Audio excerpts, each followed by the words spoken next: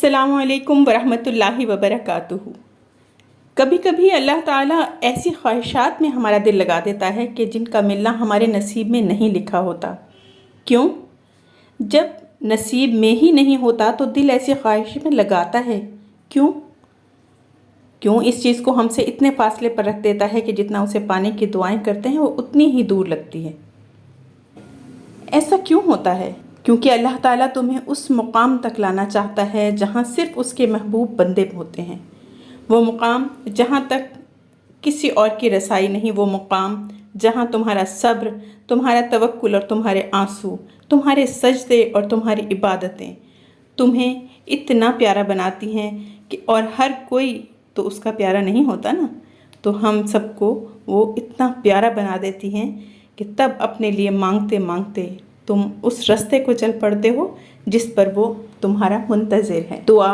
तुमने दुआ मांगी, तुम्हें लग रहा है कि कबूल नहीं होगी भी या नहीं, मगर कभी कभी अल्लाह ताला तुम्हारी ना सुनकर तुम्हें तकलीफ़ में डालता है, और इसीलिए डालता है।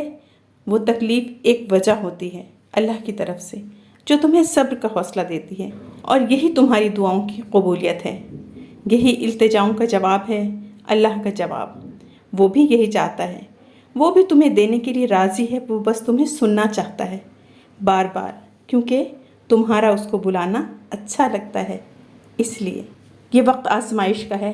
तुम्हारी आंखें रातों को गीली हों, दिल 1000 बार टूटेगा, सब्र आजमाया जाएगा, इम्तहान में डाला जाएगा, लेकिन ये वक्त भी गुजर ही जाएगा।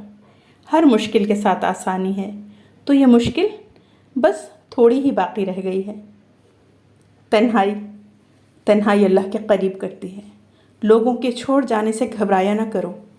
जब साथ कोई ना हो तो दिल खुद ही अल्लाह की तरफ रुजू करने लगता है। हम खुद ही अपनी बातें अल्लाह से शेयर करने लगते हैं। वो आंसू जो दिन भर रोक कर रखे होते हैं, रात को अल्लाह को अपनी कहानी सुनाते वक्त खुद ही बहने लगते हैं।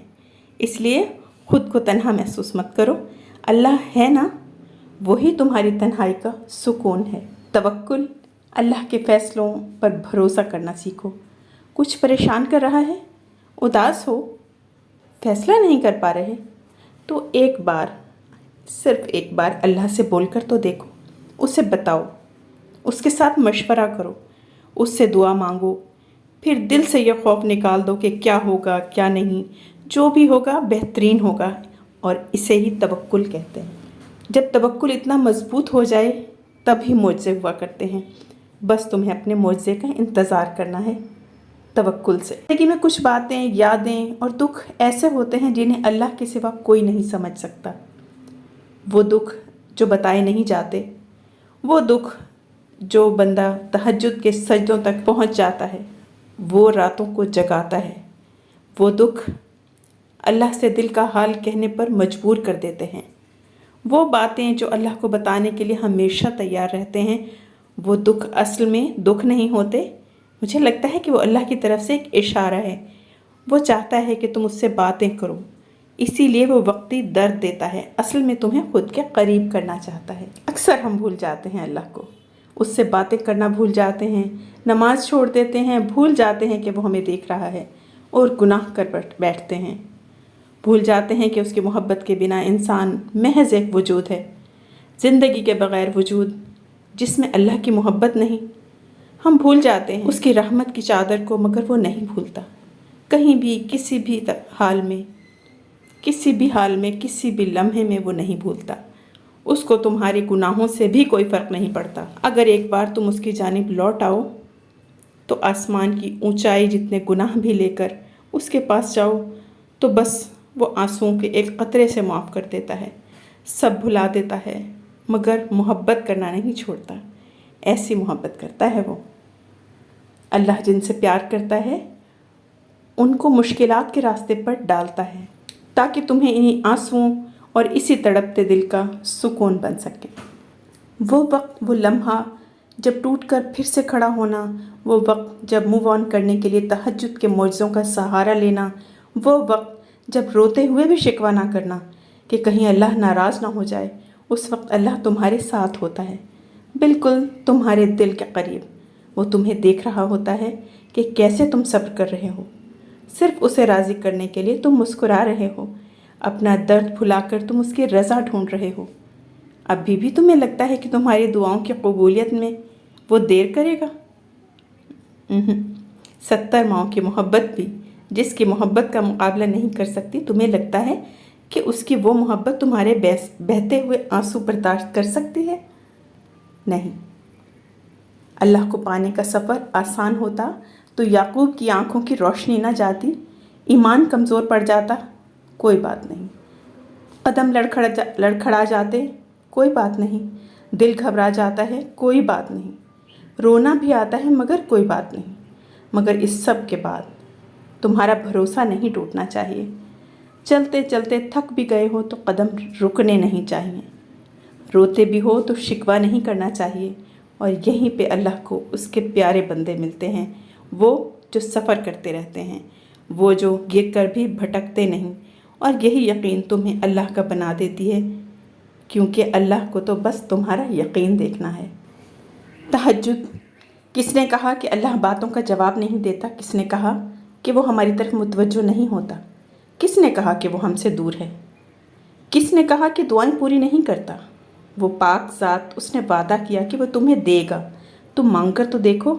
وہ آسمان کا نور ہے جو رات کے پچھلے پہر 7ویں آسمان تک آتا ہے اور کہتا ہے، کوئی ہے مانگنے والا جسے میں دوں؟